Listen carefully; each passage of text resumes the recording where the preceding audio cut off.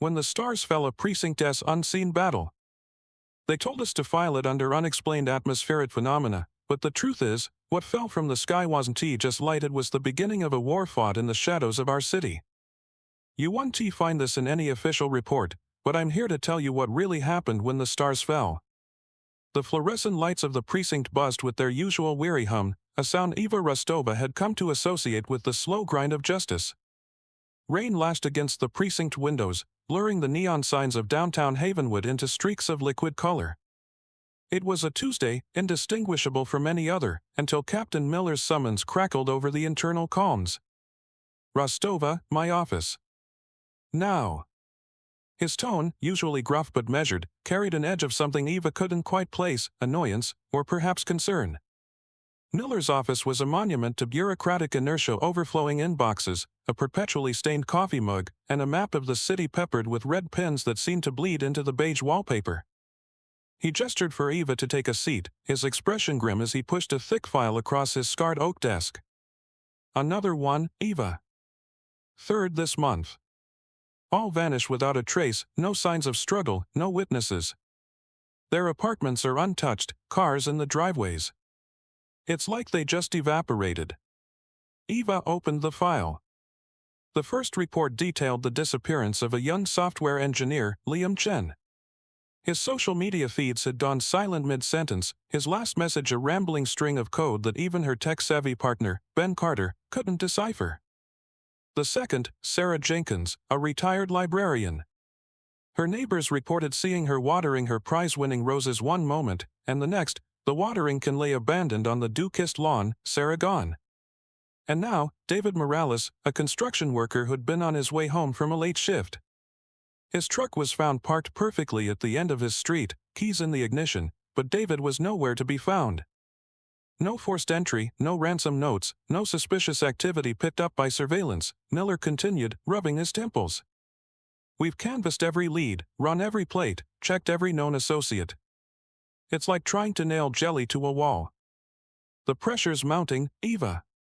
The media's sniffing around, and the public, well, they're starting to whisper." Eva flipped through the reports, her gaze lingering on the photographs of the missing. They were ordinary people, caught in the mundane rhythm of life. There was no connection between them, different ages, professions, social circles.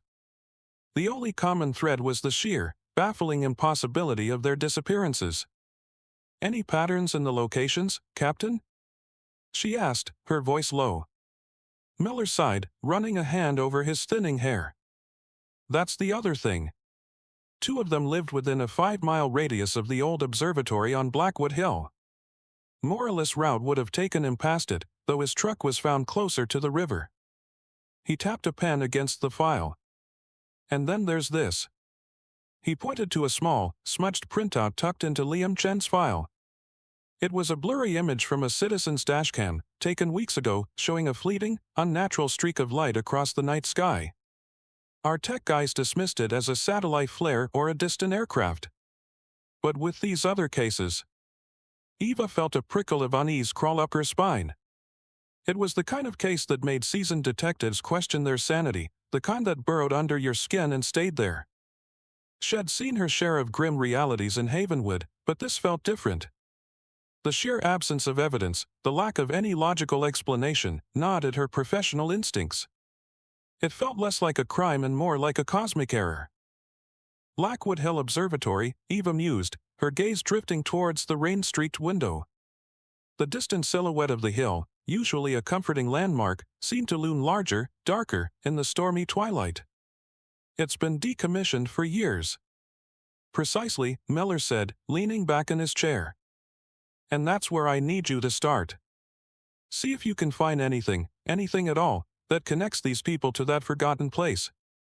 Don't let the media see you, and for God's sake, Eva, be careful. Something out there feels wrong." Ben Carter prided himself on his routine. It was the bedrock of his efficacy as a patrol officer in Havenwood, a city that, until recently, had offered predictable challenges. Tonight, however, was an outlier. The rain had finally subsided, leaving the asphalt slick and reflecting the sodium vapor lamps in a hazy sheen. He was cruising down the less trafficked industrial road bordering the old abandoned quarry, the kind of route where you were more likely to spot a deer than a disturbance. The clock on his dashboard read 0217. He was mentally running through his mental checklist, any vehicles out of place, any lights on where they shouldn't be, when it happened. A silent, incandescent tear ripped through the inky blackness above. It wasn't a meteor, not the fiery descent head seen in documentaries. This was a concentrated beam of pure, white light, impossibly steady, slicing through the atmosphere with an unnerving lack of sound. It didn't burn, it simply was, a luminous blade against the cosmic tapestry. Ben instinctively slowed, his knuckles white on the steering wheel. His training, ingrained over years of academy drills and street experience, screamed at him to observe, to document, but his mind struggled to process the impossible visual. The light seemed to hover for a fraction of a second, then angled downwards, not with the chaotic tumble of debris, but with deliberate, controlled precision, disappearing beyond the dense tree line surrounding the quarry. A moment later, a low thrum vibrated through the air, a resonance that Ben felt more in his bones than heard with his ears. It wasn't an explosion, not an impact he could pinpoint. It was a pervasive, almost physical wave that washed over his patrol car. His dashboard lights flickered violently, the digital clock momentarily dissolving into a chaotic blur of numbers before snapping back into focus, now displaying 0219. 2 minutes. Had it only been 2 minutes? He checked his watch. It mirrored the dashboard, 2 minutes having passed in what felt like an instant. A wave of nausea washed over him, not from fear, but from a profound disorientation, as if his internal compass had been violently recalibrated. The car's radio, which had been tuned to a quiet police channel, erupted with a burst of static so intense it made his teeth ache. Then, a voice, distorted and layered with an alien resonance, crackled through the speakers. It wasn't English, not any language he recognized. It was a series of clicks, whistles, and guttural pulses that sent a shiver down his spine. He fumbled for the power button, yanking it down with a decisive click. Silence, blessed silence, returned, but the phantom echoes of that alien transmission seemed to linger in the air. His patrol car's systems were acting up. The headlights dimmed and then flared back to full intensity, the engine sputtered, and the internal temperature gauge spiked, then plummeted to near freezing. It was as if the vehicle had been subjected to some sort of electromagnetic shockwave.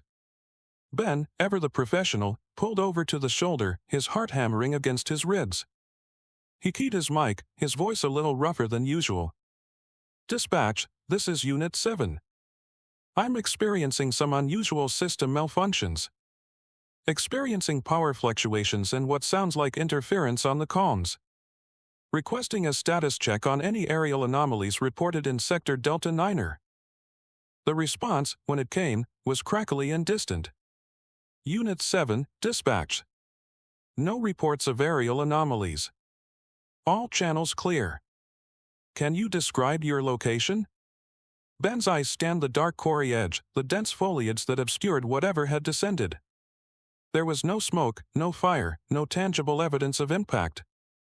Only the lingering sense of rawness, a subtle distortion in the fabric of reality. Still on Industrial Road, heading towards Quarry West. Just something unusual passed overhead. Didn't see where it went, but my car's acting up something fierce. Think I need to pull over and do a full diagnostic. Might be a surge of some kind. He decided against mentioning the light, the alien voice, the impossible time warp. He knew how it sounded. He'd file an incident report, of course, but he'd likely frame it as a significant electrical surge affecting his vehicle, possibly caused by a down power line, a more palatable explanation for the brass. But Ben knew, with a chilling certainty that settled deep within him, that he had witnessed something far beyond the ordinary scope of his duties. Captain Miller's office had become a sanctuary, a small bastion of order against a rising tide of the inexplicable. The air, usually thick with the smell of stale coffee and desperation, now carried a palpable tension, a low hum of unease that even the most stoic officers couldn't ignore. The missing persons reports, once a manageable stack on Eva Rostova's desk, were now a disturbing trend, each new disappearance a fresh jab at the precinct's dwindling sense of control. Then Carter's report, detailing his encounter at the quarry, had landed on Miller's desk with a thud that echoed the captain's own growing dread. Head initially dismissed it as fatigue or a faulty piece of equipment, but the sheer coincidence of it, following Rostova's lead on the missing individuals, was too much to ignore. Then came the whispers. Not the usual precinct gossip or grumbling about overtime. These were different. Officer Davies, a 10-year veteran known for his unflappable demeanor, had come to Miller in a state of near panic. He claimed that during a traffic stop on Elm Street, had heard voices, faint at first, then growing louder, whispering names, fragments of conversations that made no sense. He described them as seeming to come from inside his head, a disembodied chorus that had left him sweating and disoriented. Miller had ordered him to take the rest of his shift off, citing exhaustion. Had seen the fear in Davies' eyes, a fear that mirrored his own. It wasn't just Davies. 2 other officers, responding to a minor disturbance call near the old downtown theater, reported a similar phenomenon. Officer Ramirez described the sensation of time-skipping, moments where he would blink and find himself a few feet further along his path, his partner experiencing the same disorienting lurches. They'd initially attributed it to a shared stress response, a collective anxiety manifesting in psychosomatic ways. But the pattern was becoming too consistent, too unnerving. Miller found himself rereading Carter's incident report, the description of the celestial event and the subsequent energy surge no longer easily dismissible. Had always prided himself on his pragmatism, his grounded approach to law enforcement. He dealt with facts, evidence, established procedures. But the facts were starting to contradict each other, the evidence was non-existent, and procedures were failing him. He felt like a captain steering a ship into uncharted waters, with his navigational instruments malfunctioning and the sea itself beginning to warp and shift. He called Eva Rostova into his office late that afternoon. The rain had returned, drumming a relentless rhythm against the glass. He didn't mince words. Rostova, your missing persons cases aren't the only oddity. We're seeing anomalies among the patrol officers. Disorientation, temporal distortions, auditory hallucinations. Davies, Ramirez, a few others. They're reporting things that don't make sense, things that sound eerily similar to Carter's incident report. Eva listened intently, her expression unreadable. She'd been digging into the history of the Blackwood Hill Observatory, unearthing obscure local legends and hushed rumors that spoke of strange occurrences decades ago, whispers of experiments gone awry, of things not meant to be observed. She'd initially dismissed them as folklore, but now. Captain, Eva began, her voice steady despite the unease churning within her, I've been looking into the observatory's past. There are stories. Old newspaper clippings, archived police logs from the 1970s. Vague references to unexplained phenomena, witnesses reporting lights in the sky and a series of unsettling events that were quickly suppressed or attributed to misidentification. Miller leaned forward, his eyes narrowed. Suppressed? By whom? That's the million-dollar question, Eva replied, tapping a finger on the corner of the file she'd brought with her. But the common denominator seems to be the area around Blackwood Hill. The missing persons, Carter's sighting, and now the incidents with the officers. It's all radiating from that general vicinity. The captain sighed, the weight of the precinct, of the entire city, pressing down on him. He looked at the map on his wall, the red pins representing the vanished now seeming to pulse with a malevolent light. We're losing our grip, Eva. If our own officers are starting to experience these breaks from reality, how can we possibly maintain order? We need to understand what's happening, and fast. We can't have people vanishing and our response teams questioning their own senses. He paused, the gears of his mind turning, a reluctant acceptance of the extraordinary dawning in his eyes. Get Ben Carter in here. I want to hear his first-hand account, not just the sanitized report. And you, Rostova, keep digging into that observatory. If the answers lie in the past, then that's where we need to look. The creeping malaise began subtly, a sluggishness that residents of the Elmwood district attributed to a particularly damp and dreary autumn. Calls to the precinct weren't for crimes, but for welfare checks.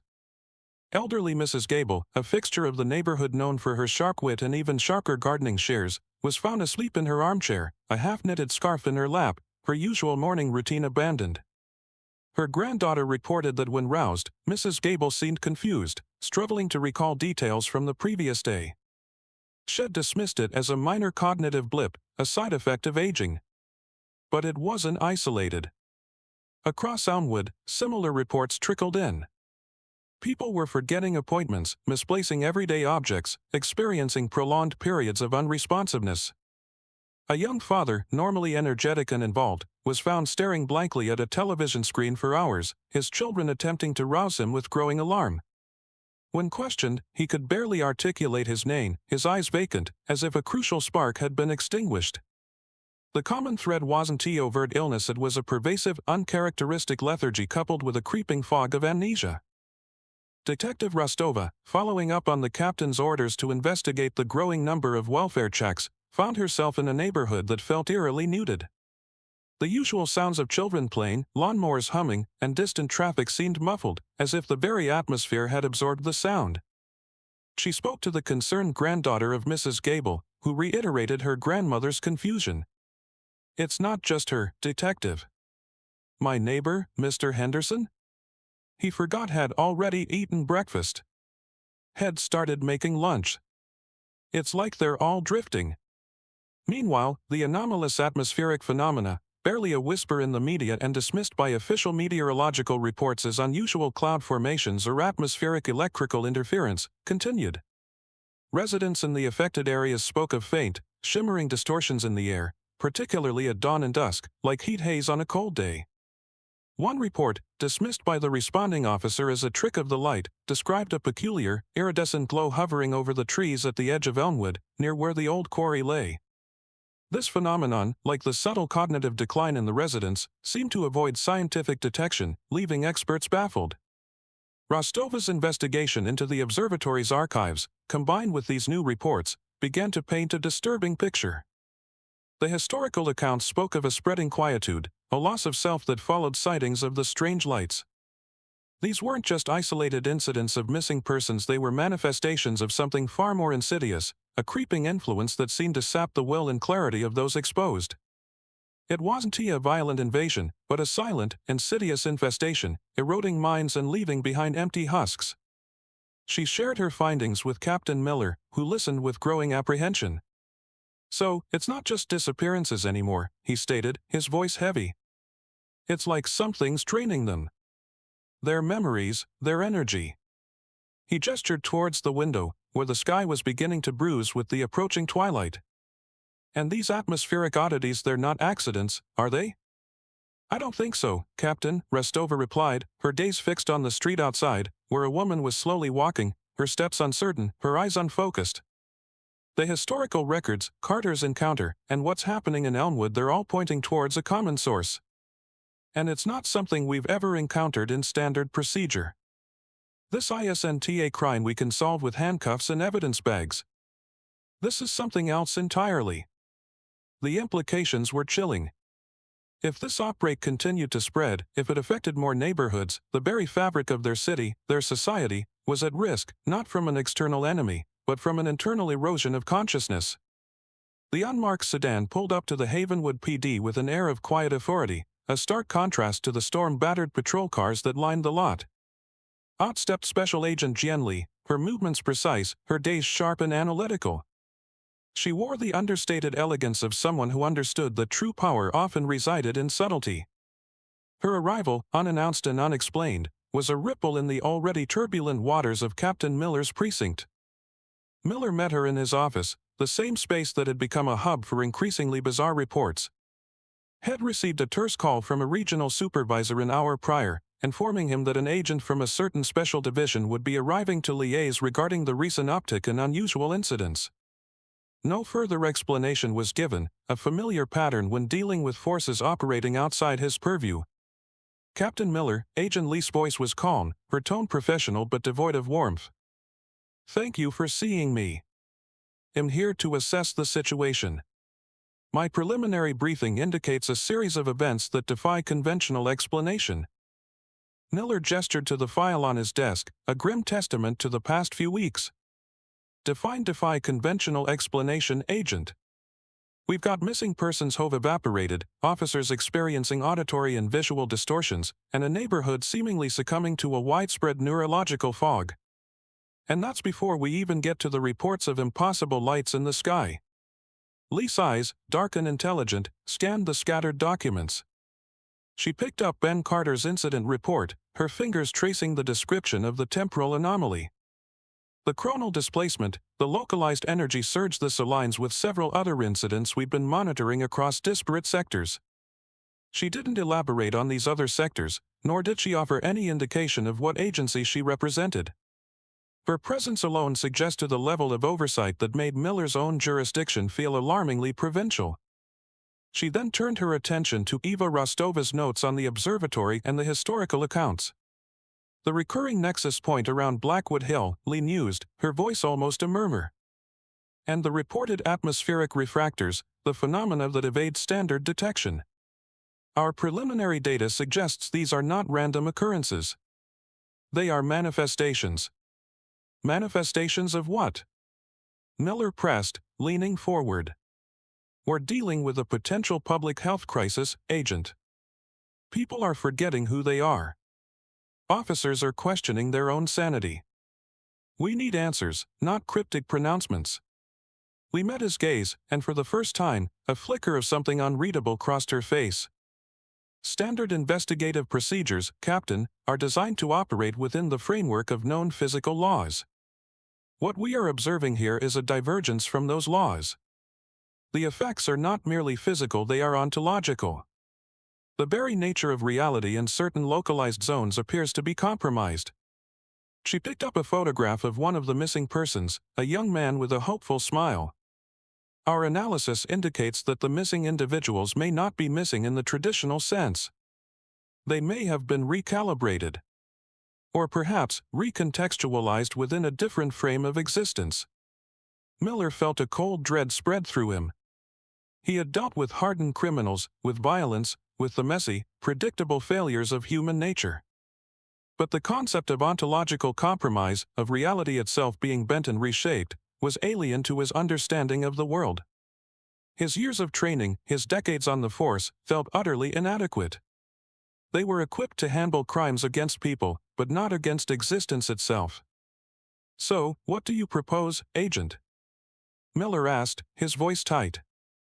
You're here to investigate government cover-ups, but what can we do when the laws of physics are apparently on strike? Lee offered a faint, almost imperceptible smile. We adapt, Captain. We observe, we analyze, and when necessary, we find new methods to apprehend threats that do not adhere to our current operational paradigms. Your officers have experienced the periphery. My agency has been tracking the source. The convergence is happening here. And standard procedures will not suffice. The implication was clear: this was no longer just Havenwood PD's problem. It was something far larger, far more fundamental, and it was about to demand a response beyond anything they had ever been trained to provide.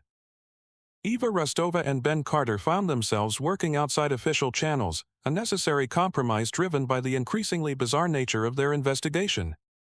Agent Lee's cryptic pronouncements had done little to clarify the situation, but her presence had underscored the severity of what they were facing. While Miller wrestled with the internal fallout and Lee pursued her own, opaque agenda, Rostova and Carter had pooled their unique insights. Rostova, with her deep dive into local lore and historical archives, and Carter, with his first-hand experience of the temporal and energetic anomalies, formed an unlikely but effective investigative unit. It's the observatory, Ben, Rostova stated, spreading a detailed topographical map of the Blackwood Hill area across a cleared table in a deserted corner of the precinct's evidence locker. Liam Chen, the first missing person, lived in a downtown apartment complex. Sarah Jenkins, the librarian, was in the eastern suburbs. David Morales' truck was found closer to the river. But their disappearances, and the timeline of the atmospheric events Carter reported, all seemed to converge with an unusual proximity to this hill. She jabbed a finger at the domed outline of the decommissioned observatory. And the historical records, they aren't just vague whispers anymore. They describe skyfall events, unexplained disappearances, and a localized wearing thin of reality around that specific location. Old police logs from the 70s mention strange energy readings and even more missing persons, all dismissed as unrelated incidents. Carter, leaning over the map, pointed to a cluster of old logging trails and abandoned structures marked near the observatory.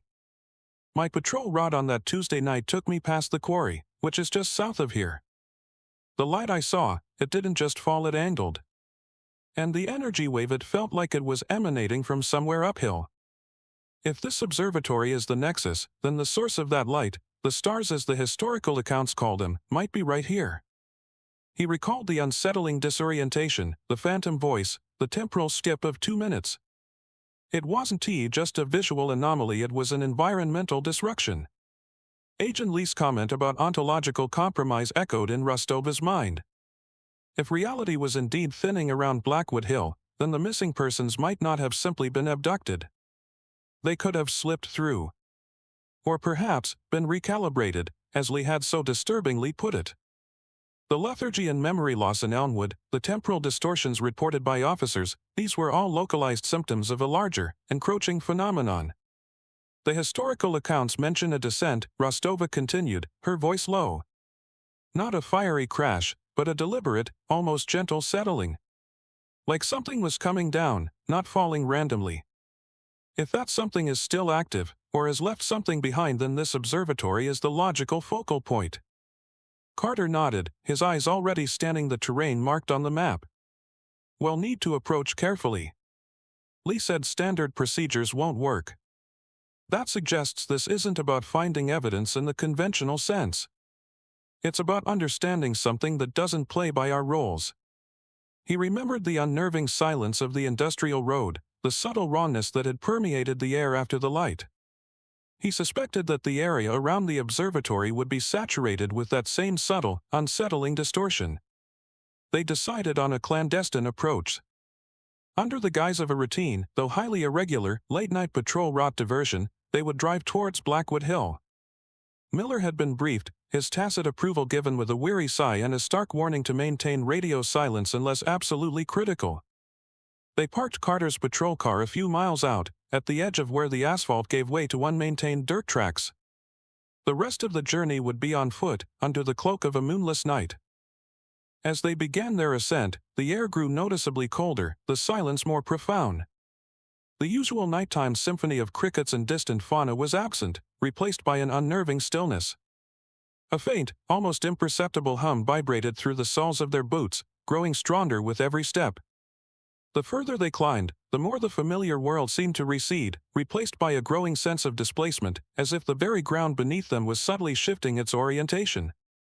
The stars that had fallen, Rostova realized, might not have been astronomical bodies at all, but something far more tangible, and far more dangerous, waiting in the darkness of Blackwood Hill. The hum intensified as Rostova and Carter approached the observatory, a low-frequency vibration that seemed to resonate directly within their skulls. The air crackled with an unseen energy, making the fine hairs on their arms stand on end. The structure itself, a decaying relic of forgotten science, seemed to pulse with an internal light, a soft, ethereal glow that defied the encroaching darkness. From within, a low thrumming could be heard, distinct from the atmospheric resonance, a rhythmic pulse that felt both ancient and impossibly alien. They moved with trained caution, their duty overriding the primal urge to flee. Rostova, drawing her service weapon, signaled for Carter to take point. As they neared the main entrance, a shimmering distortion rippled through the air, like looking through intensely heated air, but on a far grander scale. Through this distortion, they glimpsed fleeting shapes, forms that defied Euclidean geometry, shifting and reforming in a visual cacophony. It was then that Agent Lee's words about ontological compromise solidified into a terrifying reality. Standard procedures were not just useless, they were antithetical to understanding this phenomenon. Suddenly, a figure stumbled out of the observatory's main entrance, silhouetted against the internal luminescence. It was Liam Chan, the first missing person. But he was not the man from his photograph. His eyes were vacant, his movements jerky, as if controlled by unseen strings. He didn't react to their presence, his gaze fixed on some point beyond them. Then, another figure emerged, Sarah Jenkins, followed by David Morales, their faces blank, their bodies unnervingly still. They were not hostages, they were vessels. "Captain, this is Rostova," Eva whispered into her concealed com, her voice tight with urgency. "We've found them. Or what's left of them. The observatory, it's active." There's a presence. And the missing persons are affected. Requesting immediate backup, but advise them about the nature of the situation. Standard protocols will not apply. Back at the precinct, the message sent a jolt of icy dread through Captain Miller. Had already dispatched 2 units towards Blackwood Hill, despite Agent Lee's veiled warnings about direct engagement. He now understood the futility of that order. He contacted Lee, relaying Rostova's findings. Lee responded with chilling calm, "The containment perimeter must be established, Captain. Not to keep something out, but to keep something in. Their training is for terrestrial threats. This requires a different understanding of engagement. Direct confrontation without comprehension is inadvisable." But the choice was no longer theirs. As Miller spoke with Lee, alarms blared from the communications center. Reports flooded in from officers near the base of Blackwood Hill, describing unsettling sensations, temporal glitches, and an overwhelming sense of dread. The outbreak wasn't contained to Elmwood. It was spreading, a silent contagion amplified by the observatory's activity. The non-terrestrial influence was no longer a distant threat. It was actively encroaching. Miller made a decision that went against every fiber of his training. He wasn't equipped for this, but he was the captain. He ordered all available units, irrespective of their location, to establish a broad cordon around the base of Blackwood Hill. "No one goes in, no one comes out," he barked into the comms, his voice amplified by sheer will. "And for God's sake, be aware of your surroundings. Report any disorientation, any oddities. Stick together. You are the gatekeepers now. Protect the civilians, protect each other." He then turned to the few officers still within the precinct, the ones too far to be immediately impacted but close enough to be drawn into the eventual fallout. "We're not fighting a conventional enemy," Miller stated, his gaze sweeping across their faces, a mix of fear and resolve. "This isn't about apprehending suspects, it's about containing an anomaly. We adapt. We protect. We do our duty, even when it's beyond our understanding." He knew that what was happening on Blackwood Hill was the focal point, but the ripples were already spreading. Their stand wouldn't be about bullets, but about holding the line against a force that could warp perception, steal identity, and unravel the very fabric of existence. They were the last bastion, armed with their training, their courage, and a grim, dawning awareness of the impossible enemy they faced.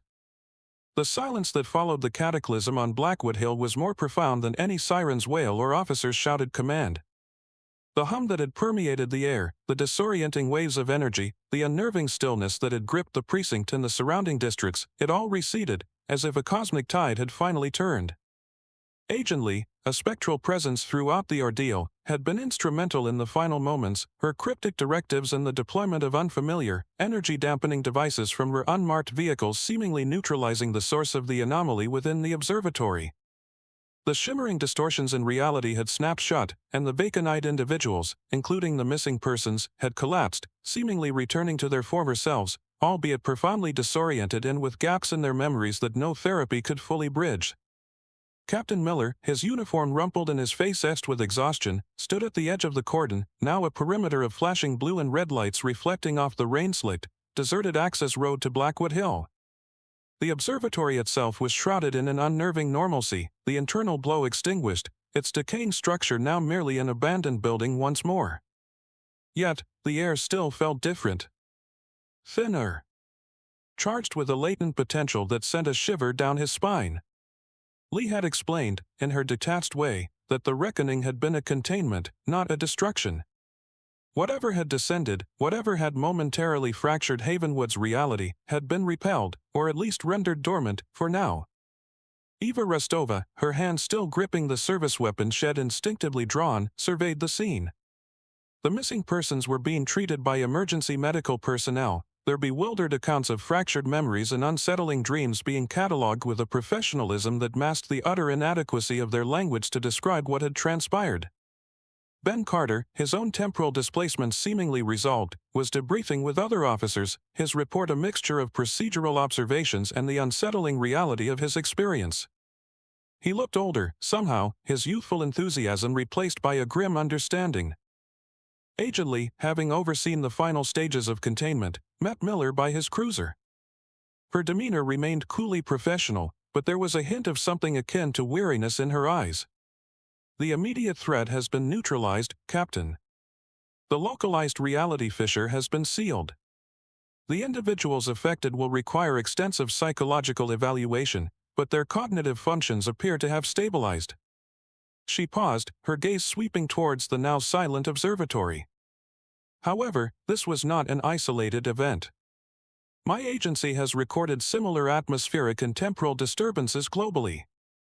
Havenwood was merely a nexus point. Neutralized? Miller's voice was hoarse. Sealed? Agent, we've had officers questioning their own sanity, people losing their memories, and a phenomenon that defied every law of physics we know. What exactly was that? Lee offered a rare, almost imperceptible sigh. A convergence. A brief, but potent, breach of interdimensional barriers. The stars were not celestial bodies, Captain, but conduits. And what descended was not an invasion in the traditional sense, but a form of resonant influence. It sought to integrate, to assimilate. Your precinct, through its exposure to the anomalies, inadvertently became the focal point for its repulse. She handed him a slim, data-laden drive. This contains a sanitized summary of what occurred. For your own records, and for any subsequent inquiries. The true nature of these events, however, is classified. Your role has been acknowledged. The veil remains. Miller accepted the drive, its cold weight a stark contrast to the warmth of his own gun. Acknowledged. Classified.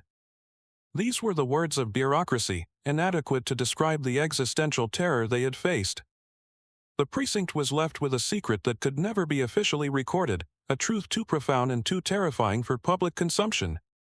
The missing persons would eventually return to their lives, their memories fragmented, their experiences relegated to the realm of night terrors and unsettling dreams.